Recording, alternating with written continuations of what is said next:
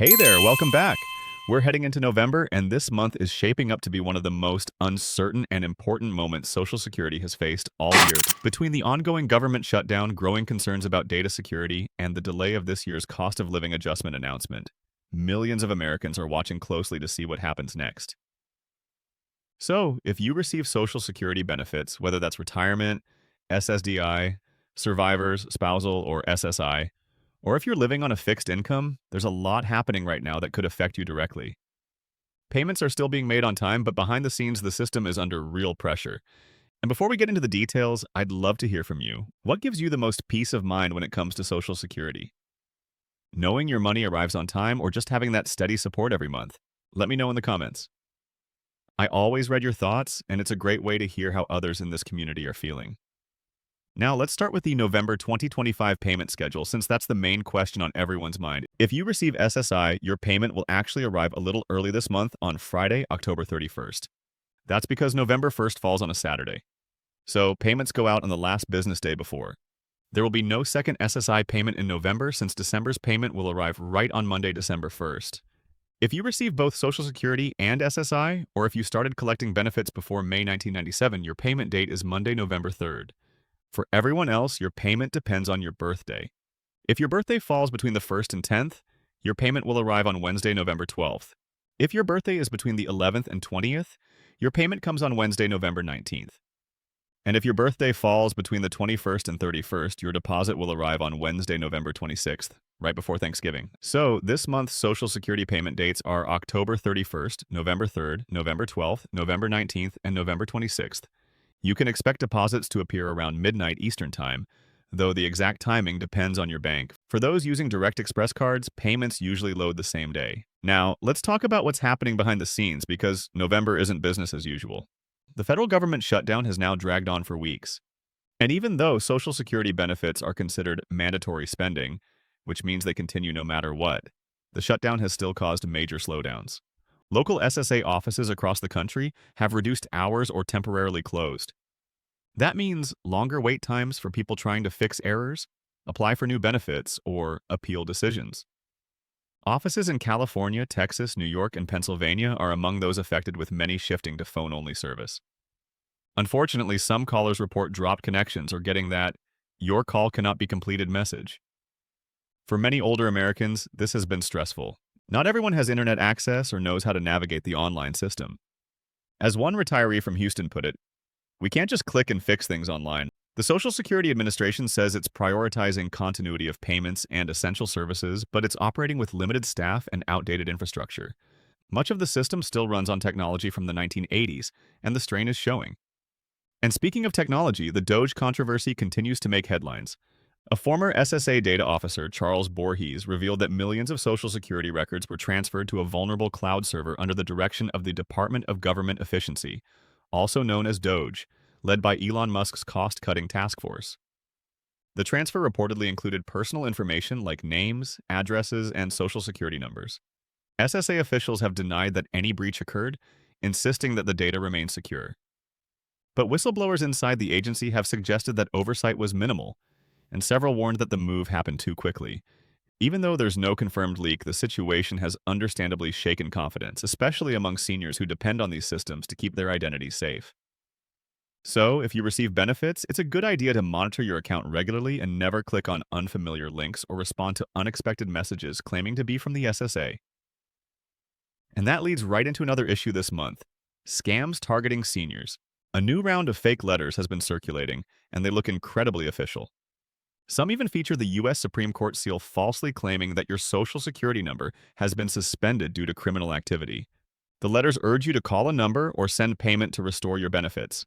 These are completely fake. The Social Security Inspector General's office has confirmed that these letters are part of a growing scam campaign. So here's the bottom line: the SSA will never threaten arrest, demand payment, or suspend your benefits by mail, phone, or text. Always double-check using the SSA's official website or their verified phone number. Scammers thrive during times like this when people are anxious and try to stay informed. So this is exactly when you need to stay alert. Now, let's talk about what's next. The 2026 Cost of Living Adjustment, or COLA. Normally, the COLA is announced in early October. But because of the shutdown, the Bureau of Labor Statistics hasn't been able to publish the final inflation data yet. As a result, the official announcement has been delayed until October 24th, 2020. Even though it's not official yet, most experts are estimating a 2% to 2.8% increase, which would be slightly higher than last year's 2.5%. If that estimate holds, the average retiree receiving about $2,008 per month could see roughly $50 to $55 more each month starting in January. However, rising Medicare Part B premiums expected to increase by about $21.50 per month will reduce that net gain for many retirees to around $30. So it's not a huge raise, but it does help offset some of the higher prices we've been seeing for essentials like groceries. Just pausing for a moment to share something important with you. We've partnered with Chapter, a service we feel confident recommending for clear, honest Medicare help. They'll connect you with a licensed advisor, compare every Medicare plan in your area, and help you save money. Most people save around $1,000 a year. It's free, and their Care Advocate team is there to support you even after you're signed up. Call 615-639-1937 or visit askchapter.org money using the link in the comments below. Let's keep going. Financial planners say it's wise to use this time to reassess your budget and prepare early for the new year. Now, beyond COLA, there's another policy conversation happening that could affect millions. SSDI reform.